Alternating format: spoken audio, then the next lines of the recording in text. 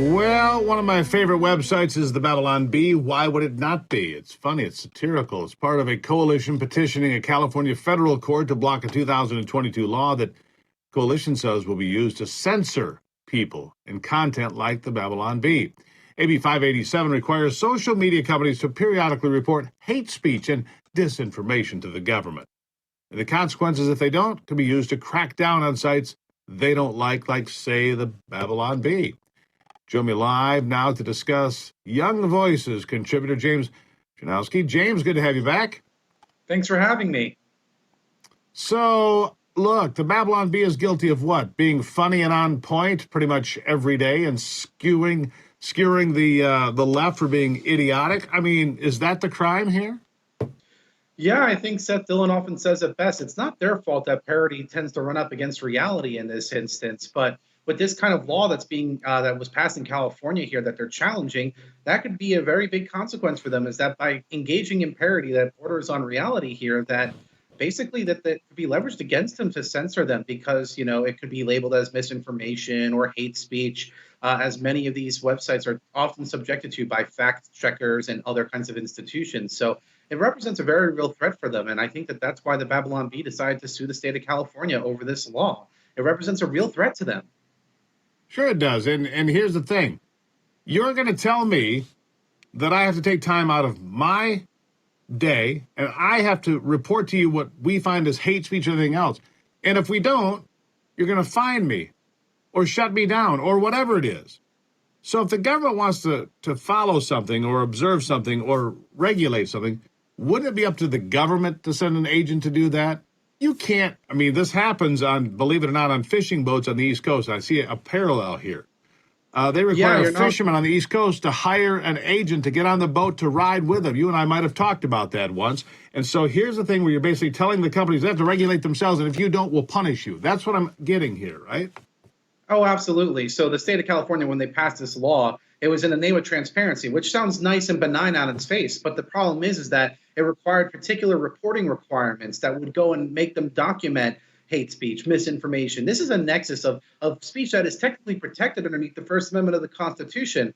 And if in these reports, the AG did not like what they saw was happening in the reports, they could bring in an enforcement action, which means that this actually pressures companies at the outset to be more censorious, which means that the Babylon Bee is once again put in a very bad position. If their content has been labeled as hate speech or misinformation by fact checkers, it makes them more possible to be taken action against them, right? And that's not something that we want to see at all. And this is unacceptable. The government has no place trying to insert itself into an area, particularly when the nexus does concern the expression of users online. But they do it all the time. I mean, make no mistake. The IRS killed the Tea Party movement by denying everyone except one out of hundreds of applications for nonprofits in the Tea Party movement. They were all denied by Lois Lerner, weaponizing the government against a political position. So the Tea Party movement was snuffed out in large part because of government action. So now you've got the Babylon Bee and a host of other websites, large and small and all points in between, right? That's what's going to happen here, James. They're going to try to snuff out the narrative from the other side. We'll just get rid of the other side by silencing them altogether, by destroying them altogether.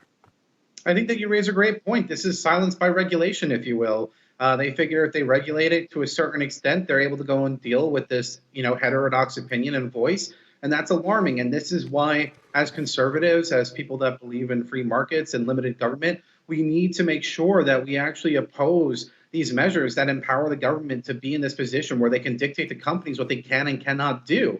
It presents a very real threat when you empower the government that way. And to pretend that if we were to go and pass any kind of legislation that would empower them in particular ways because we think it might get a preferred outcome, make no mistake, they will go and run wild with it, and they would have disastrous effects, I think, to conservative voices online, which is why it's great to see the Babylon Bee challenging California's law here that is just blatantly going after heterodox opinions and parody like what the Babylon Bee has to offer. No, I think it's great too, but let's be honest here. These cases are difficult to win, James. They take time. Now the Babylon Bee, they've got some money, they've got some horsepower, they can do some things here. But after this law, if this law fails, they'll just come up with something else. Rust never sleeps, James. this insidious movement by the left. Sometimes it's slow, and then sometimes they pick up the pace. What do you foresee happening here? Honestly, I mean, if you were going to look into your crystal ball over the horizon, where does this go?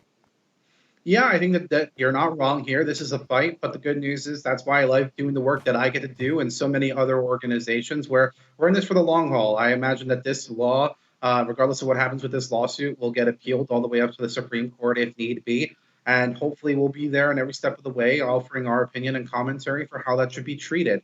I think that as conservatives, that's the dedication that we have to have, because to your point, the left is not going to go and give up on any stretch of the definition, which means that we must be that much more vigilant to make sure that their attempts to go and control the way that information is disseminated online is challenged in every step of the way. That's the only way that we can ensure that we have a better environment than what could otherwise be there if these kinds of laws were to remain in effect. Yeah. It's a challenging time. I never thought I'd see a time in America where the freedom of speech was being assaulted as much as is these days, but it is, James. I'll give you the last word.